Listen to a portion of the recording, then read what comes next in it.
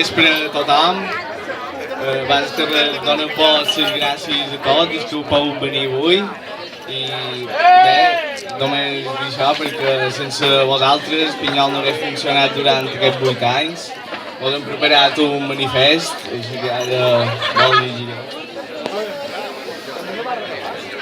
Bon vespre a tothom. Un any més, des del col·lectiu Pinyol Vermell, organització autònoma de l'esquerra independentista de Mallorca, celebrem el nostre aniversari, ja que és el 8è amb diversos motius que se'ns fan difícils de resumir en poques paraules. L'enumeració és llarga, però ens agradaria començar fent una cita especial al moviment feminista que coexisteix amb la nostra societat des de ja fa molts anys. És per aquest motiu que un dels principals actes de Pinyol Vermell s'encara a la data del 25 de novembre, Dia Mundial contra la Violència de Gènere.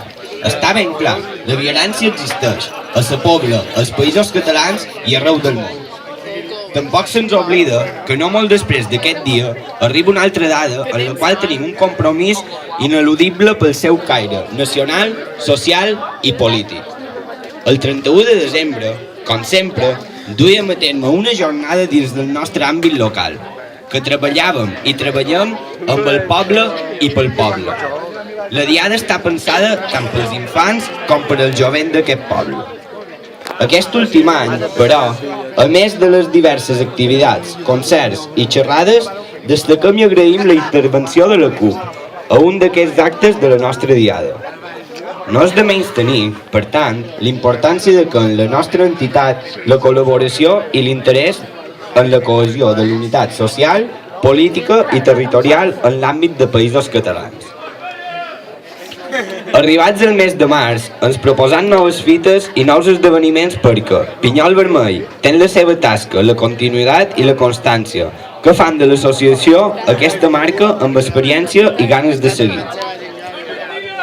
El dia 11 de març, en commemoració dels 4 poblers afusellats, duem a terme la jornada dels màrtirs poblers, que és un fet que ens agrada recordar i destacar. La democràcia i la llibertat, els valors dels lluitadors i les derrotes que descriuen la nostra història marquen aquesta dada que ens recorda qui som i per què treballem. Per aquest motiu, valorar la tasca de tots aquells avantpassats nosaltres que van fer i ser en l'última d'aquestes diades i en la seva memòria organitzàvem un debat compost per diversos activistes polítics, experts i historiadors especialitzats en el tema en qüestió. Som un poble i per això no oblidem les arrels ni la cultura popular. La Diada de Sant Jordi és una cita memorable i per tant cal tenir en compte. Per aquest motiu, el 23 d'abril sortim al carrer i a la plaça Major del poble muntam l'habitual paradeta de llibres amb la qual tenim propòsits molt clars. Fomentar la lectura i nous àmbits de consum més sostenibles a través de l'intercanvi de llibres en català, la nostra llengua.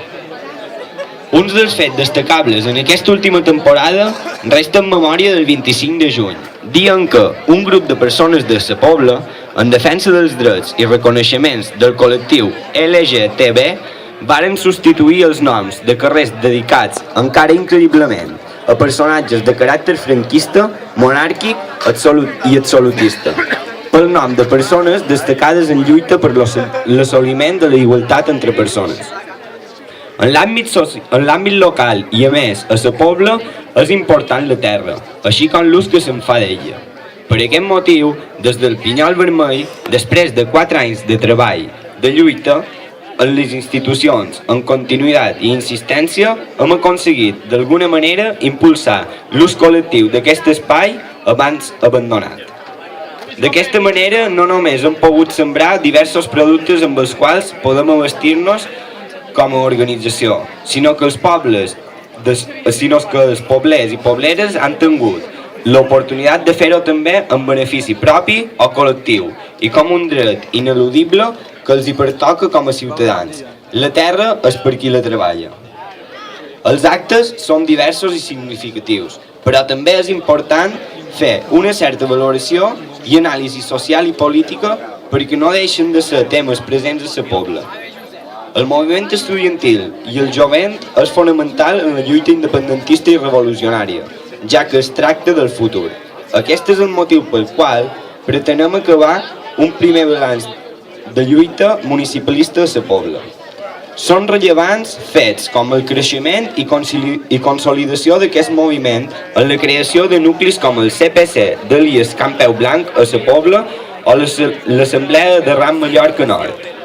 El CPC començarà ja des del seu segon curs en la lluita estudiantil de la Pobla i d'aquí poc farà un any que l'Assemblea de Ram lluita i combat l'espanyolisme als nostres carrers. Des de Pinyol Vermell els hi donem tot el nostre suport i els animem a seguir participant i col·laborant en la tasca de l'unitat popular i el treball del dia a dia. Però arribats a aquest punt, hem de fer-nos una pregunta, la pregunta de sempre. Com valorem des de Pinyol Vermell l'actual situació sociopolítica als països catalans?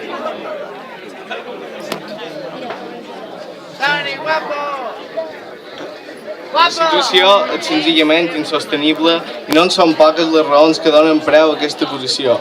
A més ben dit, realitat. L'aplicació de l'anomenada llei verd no és només rebutjable per la reducció de la despesa pública en educació, com a conseqüència d'una política nefasta en un context de crisi econòmica que s'ha generat des d'una cúpula. A més, aquesta llei posa en perill la ja per si baixa autonomia vigent del Principat, del País Valencià i de les Illes, així com d'Euskal Herria. Per si això no fos poc, des del govern del PP es pretén minoritzar i arraconar la llengua catalana, relegant-la a simple mèrit i desprestigiant-la a la majoria d'àmbits públics. La llengua no és una opció ni un mèrit, és un requisit i un dret de tots els parlants de la nostra terra. No menys greu és l'aplicació del TIL, que té com a objectiu desplaçar aquesta mateixa i imposar un sistema trilingüe que no és més que una mostra més de l'imperialisme lingüístic i la subordinació de llengües que defensa el model del Partido Popular. L'augment de ràtios implica una educació de menys qualitat perquè suposa una atenció menys individualitzada i un fracàs escolar molt més probable. Volen ser competitius com alguns països del nord d'Europa, Finlàndia per exemple, però la seva competitivitat mai no es tradueix en una equiparació en matèria d'inversió equitativa i de compensació pública. Menys mestres, menys professors, més alumnes per aula, manco recursos materials, econòmics, humans, etc. Tot es basa en conductes anacròniques a base de decretassos al més pur estil dictatorial.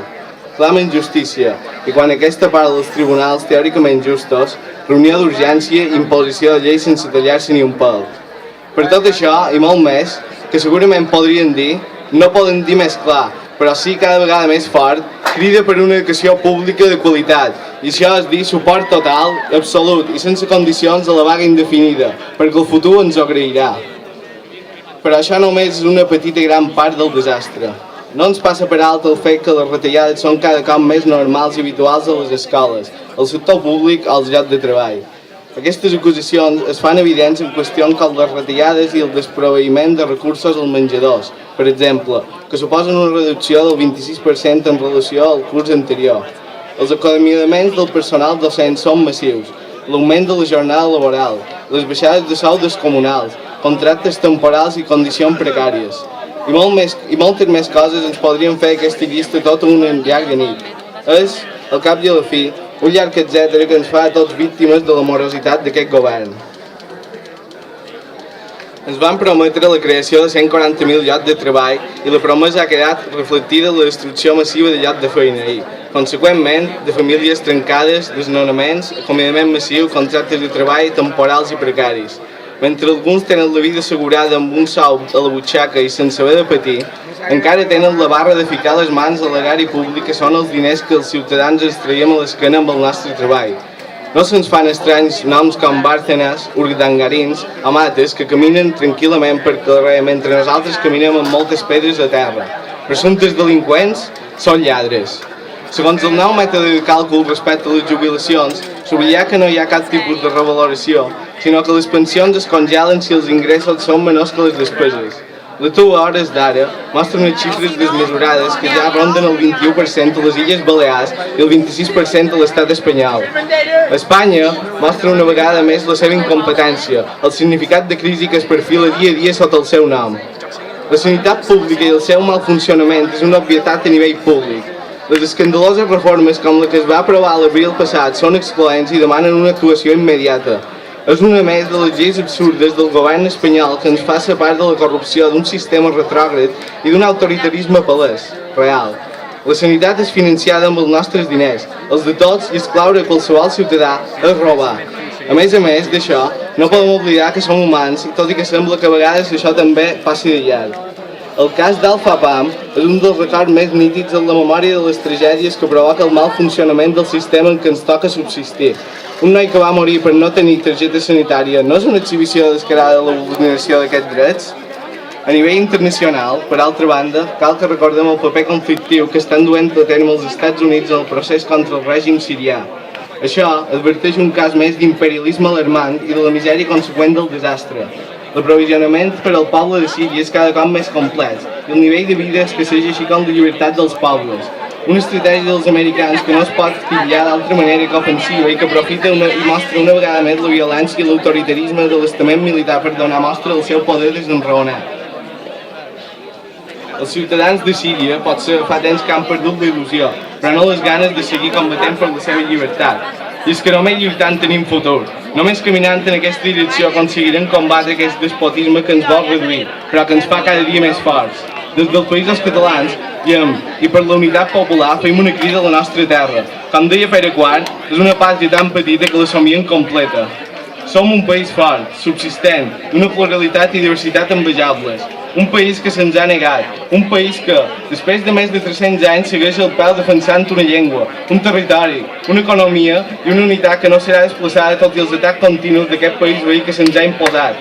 El procés és imminent, la configuració del nostre estat és patent i per això ni una passa enrere perquè, com deia Guimerà, la llengua i la història són el botí més preuat a l'hora de sotmetre un poble.